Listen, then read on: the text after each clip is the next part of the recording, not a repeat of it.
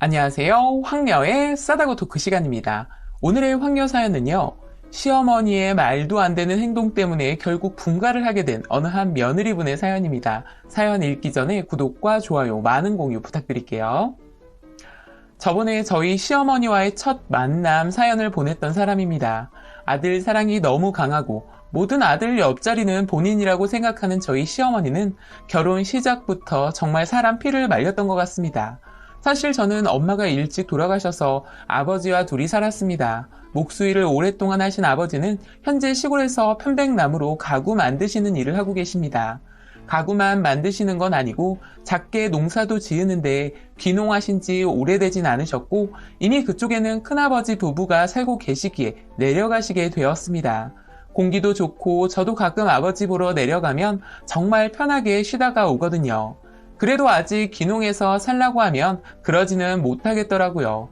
아버지와 멀리 떨어져 살다 보니 아버지가 그립기도 했고 결혼 못하면 나중에 나이 먹고 시골에 내려가 조용히 살아야 하나 싶기도 했습니다. 그렇지만 늦게 사랑하는 사람을 만나게 되었고 아버지도 반쯤 포기하셨었는데 딸이 결혼한다고 하니 너무 기뻐하셨습니다. 그렇게 신랑과 아버지 계신 곳에 가서 인사도 드리고 쉬다가 올라왔고 상견례 날도 잡았습니다. 저도 서두르기는 했지만 신랑이 더 서둘렀고 다들 기뻐했지만 딱 한 사람만은 그러지 않았던 것 같습니다. 시어머니는 저에게 따로 연락이 왔는데 첫 만남부터 이상하게 꼬여버린 관계였기에 전화 오는 것도 불편했습니다. 그러면서 상견례는 왜 그렇게 빨리 잡았냐면서 만난 지 얼마나 되었다고 결혼을 서두르냐고 하더라고요. 그래서 제가 그랬습니다. 제가요? 아니에요. 서두르자고 한 건 오히려 준석 씨인데요. 뭔가 어머님이 오해하고 계신 것 같아요. 아, 맞다. 아직도 어머니라고 하면 많이 불편하세요? 결혼식 마치면 그때 어머니라고 하면 될까요? 라고 했더니 기가 찼는지 그냥 전화를 확 끊어버리셨습니다. 저는 첫 만남부터 너무 꼬여버린 관계였고 이미 볼장 다 본 것 같아 끝까지 물고 늘어졌습니다.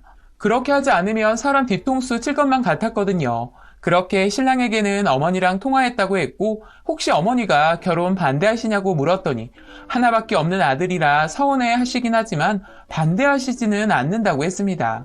그런데 저에게는 전화해서 만난 지 얼마나 됐다고 상견례랑 결혼을 서두르냐고 하다니요. 결론은 본인 아들에게는 싫은 소리는 못하겠고 저에게만 연락해서 그렇게 말한 것 같더라고요. 이미 처음부터 시어머니의 본심은 난 너 싫어였습니다. 그래도 어쩌겠어요. 본인 아들이 하겠다는데요.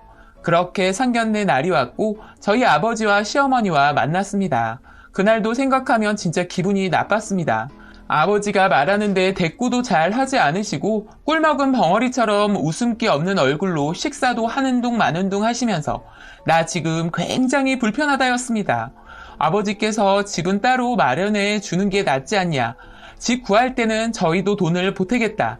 요즘에는 여자 남자 따지지 않고 서로 하는 게 맞는 것 같다라고 하셨고 시어머니는 발끈하시면서 결혼하면 합가해서 같이 살아야죠. 애들이 뭘 안다고 둘이 따로 살겠어요? 우리 아들은 이날 이때껏 제가 항상 아침 차려 먹였어요. 다른 거 몰라도 합가는 해서 같이 살 겁니다. 라고 딱 못을 박으시더라고요. 사실 신랑과 자세히 이야기한 적은 없지만 그냥 둘이 신혼집 얻어서 알콩달콩 살게 될 줄 알았는데 시어머니가 아버지 앞에서 딱 잘라 말하니 아버지도 뭐라고 말을 못 하시더라고요. 그래서 제가 아직 준석 씨랑 상의한 적 없어서요. 저는 합가 얘기 처음 듣는데 저희랑 먼저 상의하셔야 하는 거 아니세요? 라고 하자 아버지께서 제 손을 꼭 잡으시면서 머리를 절레절레 하셨습니다.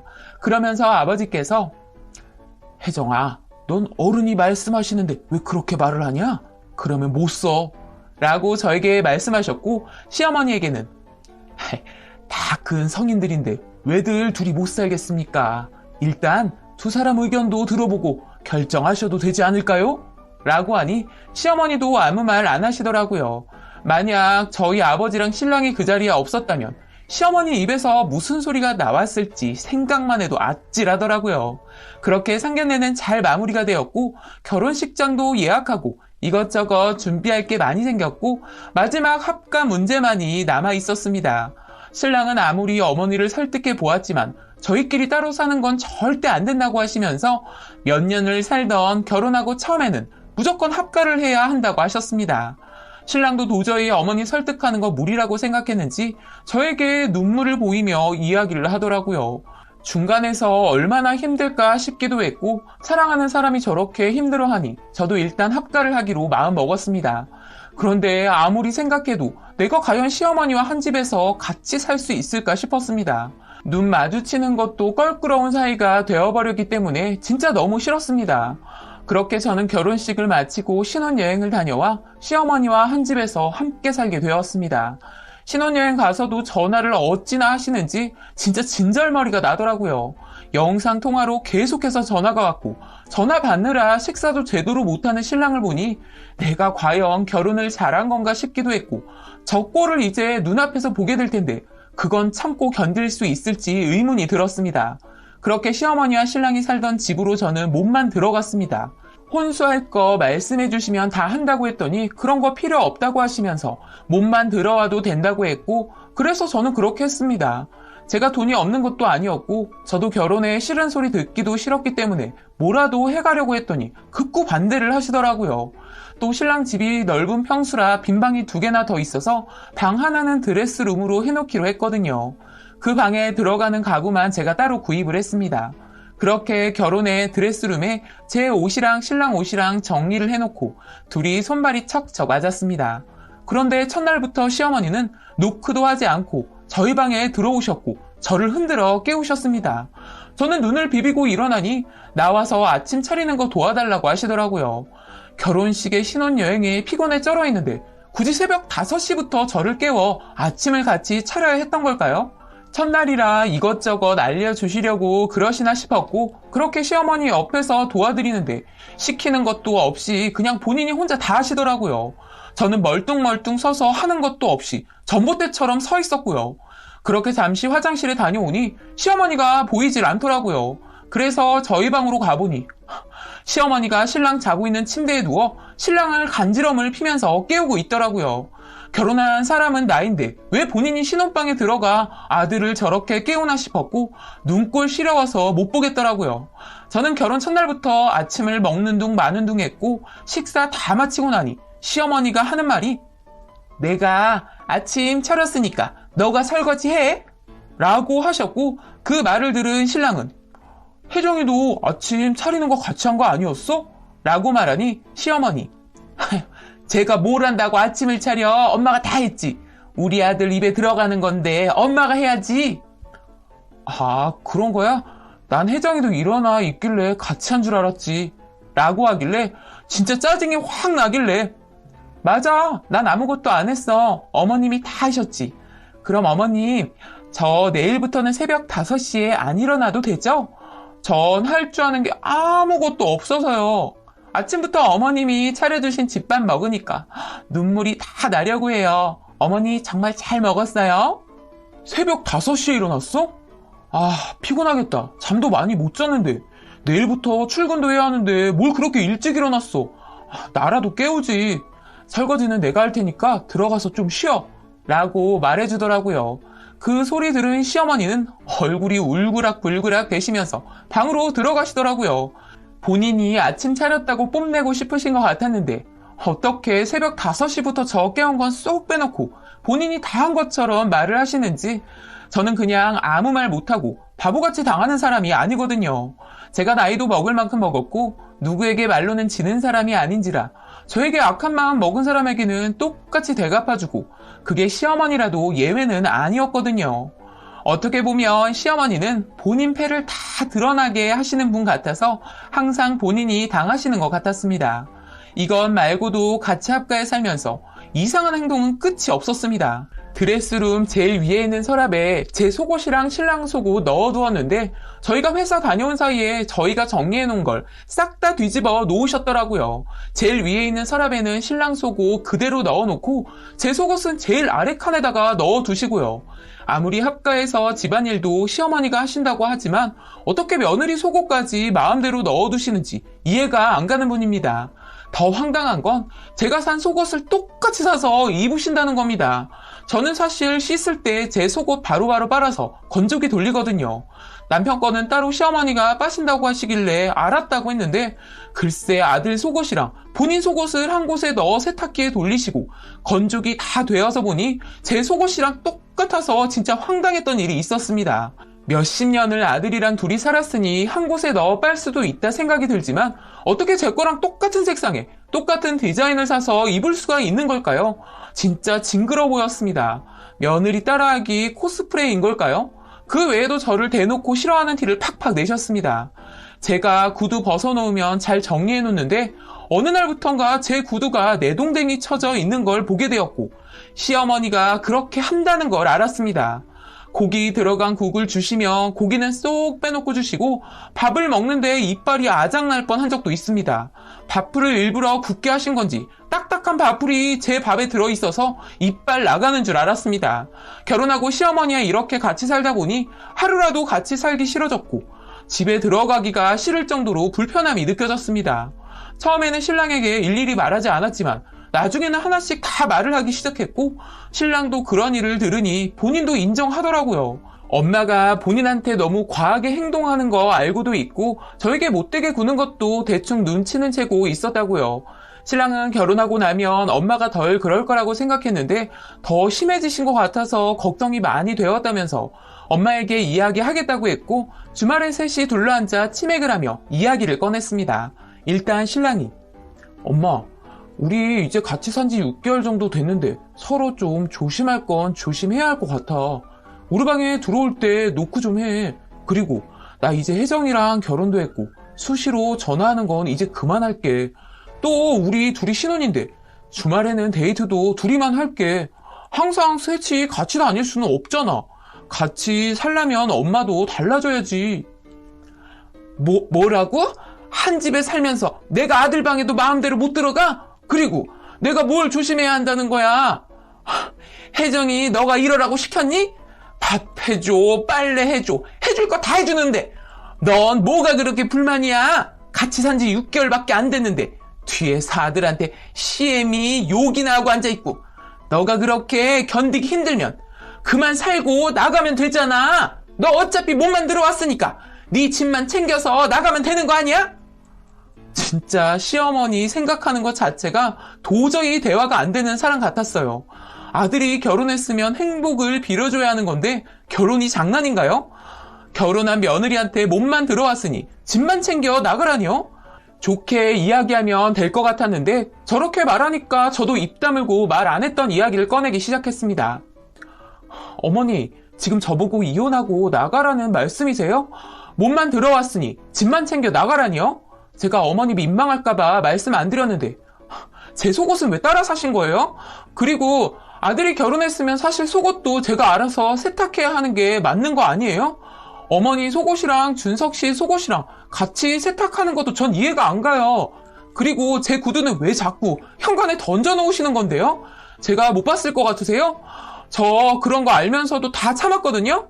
학가도 하기 싫었는데 어머니가 혼자 외로우실 것 같고 준석 씨랑 지금까지 같이 사셨는데 혼자 적적해 하실까봐 합가 찬성한 거예요. 그런데 자꾸 이렇게 하시면 저도 어머니랑 같이 살기 힘들어요. 아, 그래? 네가 같이 살기 힘들면 어쩔 건데 이년아? 그러면서 소파에 있던 쿠션을 들더니 제 얼굴을 치더라고요. 사실 그때 당시 제가 임신 8주 차였고 신랑은 알고 있었지만 시어머니는 모르고 계셨거든요.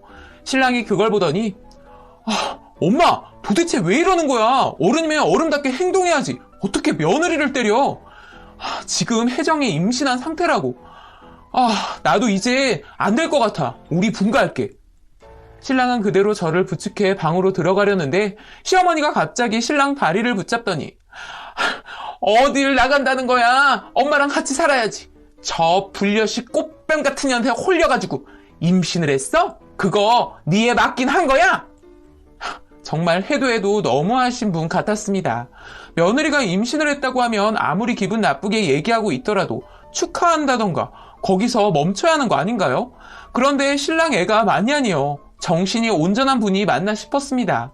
원래 처음 만났을 때부터 두 얼굴을 가지고 있던 걸 알고는 있었지만 저 정도일 줄은 몰랐거든요. 도대체 뭐가 그리도 부족하길래 그러셨던 걸까요? 평생 아들 호라비로 늙게 하려고 했던 걸까요? 저는 시어머니의 말에 기가 차고 더는 상대하기도 싫었으며 애 태어나면 어떻게 애를 보시려고 그러시나 싶었습니다. 신랑도 더는 본인 엄마 말이 말 같지도 않았는지 엄마, 말이 되는 소리를 해. 엄마 자꾸 이러면 나 엄마 얼굴 안 볼 거야. 그동안 엄마 그러는 거 알면서도 다 참았는데 뱃속에 있는 우리 애한테까지 그렇게 말하면 나 못 참아? 그러니까 그만하세요. 라며 방으로 들어가려는데 시어머니가 뻘떡 일어나시더니 제 뒷머리를 잡아 채시고는 잡아 당기시는 겁니다. 순간 갑자기 벌어진 일이라 저도 뒤로 넘어가 버렸고 어찌나 힘이 세시던지 손을 쓸 수도 없이 머리털이 잡아 뜯겨버렸고 신랑은 순간 놀라 시어머니의 팔을 확 물어버렸습니다. 엄마를 때릴 수도 없었으니 말릴 방법이 없었겠죠. 그대로 시어머니는 팔을 움켜쥐고 뒤로 물러나셨고 아이고 아파. 전현이 사람 죽이네. 사람 죽여! 라며 끝까지 그 입에서 흘러나오는 말은 온통 제 욕이었습니다. 시어머니의 팔을 보니 이빨 자국이 선명하게 보였고 아파 보이기는 했으나 쌤통이었습니다. 그러게 왜 임신한 며느리 머리털을 잡아 뜯으시냐고요. 신랑도 더는 못 참았는지 엄마 한 번만 혜정이한테 손대면 나 진짜 안 참아. 그리고 나 볼 생각 하지 마. 어떤 엄마가 아들한테 이러고 임신한 며느리 머리털을 잡아 뜯어? 우리 당장 나갈 거니까 그렇게 하세요. 라며 신랑은 바로 방에 들어가 캐리어에 간단한 저희 짐을 챙겨 저와 함께 집을 나왔습니다. 저희는 가지고 있는 돈이 있어서 집 구하는 건 그리 어렵지는 않았습니다. 한동안은 숙박하며 지내다가 회사 근처에 집을 구해서 들어갔습니다. 신랑은 시어머니가 전화를 계속해서 안 받다가 차단까지 했는데 회사로 찾아오셨다고 하더라고요. 신랑은 본인이 연락 먼저 하기 전까지는 연락하지 말라고 돌려보냈다고 하는데 그렇게 신랑 말을 잘 들을 뿐이 아니라는 걸 알고 있었습니다. 며칠 동안 신랑 찾아왔지만 돌려보냈다고 하더라고요. 그렇게 시어머니와 떨어져 지낸 지 2년째입니다. 그 사이 우리 보물이도 태어났고 아들입니다. 저도 아들을 낳았는데 절대로 저희 시어머니처럼 죽책 부리는 엄마가 되지는 않을 겁니다. 시어머니가 저희 애 봤냐고요? 당연히 아이 태어났을 때 연락드려서 봤습니다. 현재 아이 오시며 이것저것 사서 보내시는데 나쁘지도 좋지도 않습니다. 저희 아들 보더니 신랑이랑 어렸을 때 판박이라고 하시면서 입이 귀에 걸리셨고요.